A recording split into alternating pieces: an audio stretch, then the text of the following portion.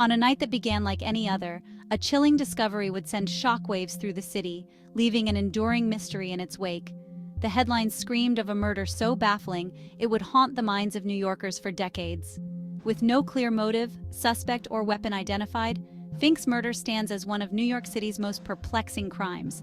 Many consider Fink's murder a real-life locked room mystery, where the victim is discovered in a sealed room with no apparent means of entry or exit.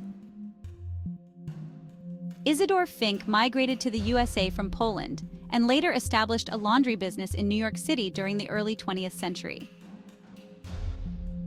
On Saturday, March 9, 1929, Fink worked late into the night.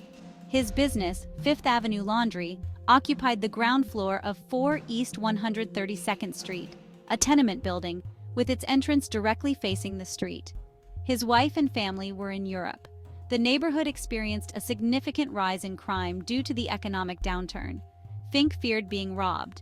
He was exceedingly cautious about securing his door and would unlock it solely for his regular customers.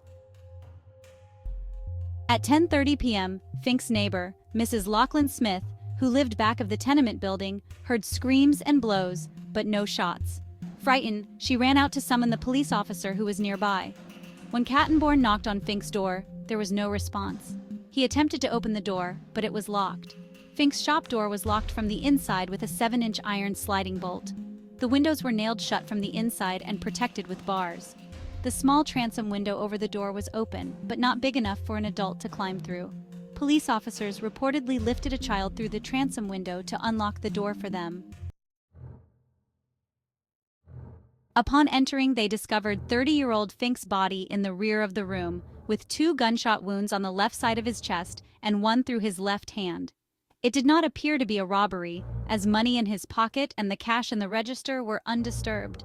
Also, a clothes iron was left heating on the gas stove, which was still burning. The homicide detectives who arrived shortly after Kattenborn also didn't find a gun. They pondered whether Fink had staged a mysterious suicide and meticulously searched for any mechanism that could have caused a hidden gun to discharge. They thoroughly examined the floorboards, walls, and every item in the room, but they discovered no hidden gun. The absence of a murder weapon, a tangible link to the perpetrator, added another layer of complexity to the already perplexing case.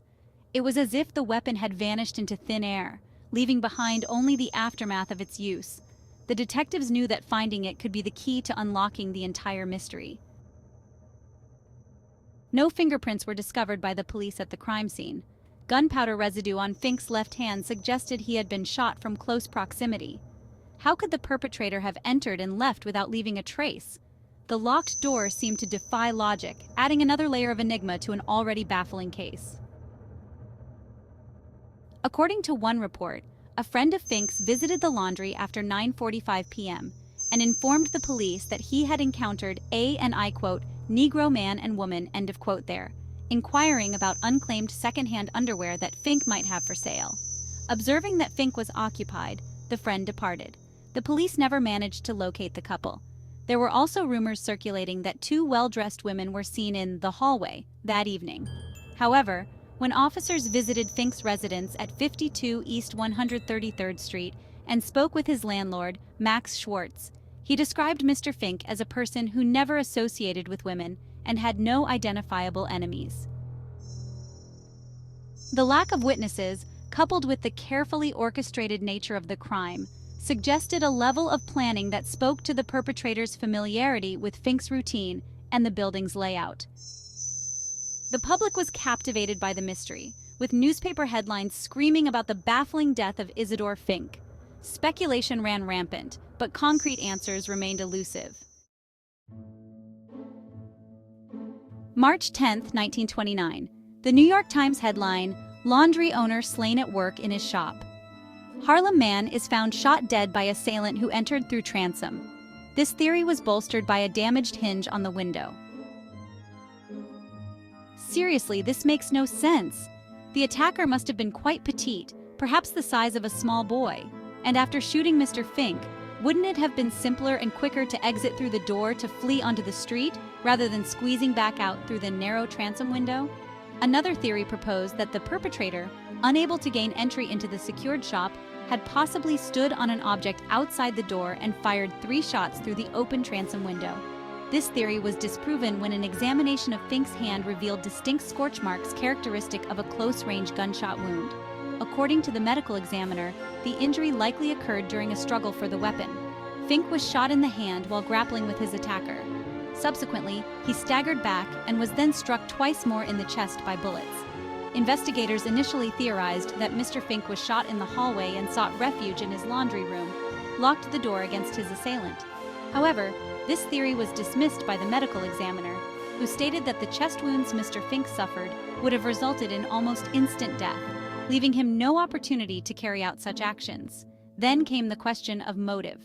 Clearly, robbery was ruled out as investigators found money in Fink's pocket and in the laundry cash register.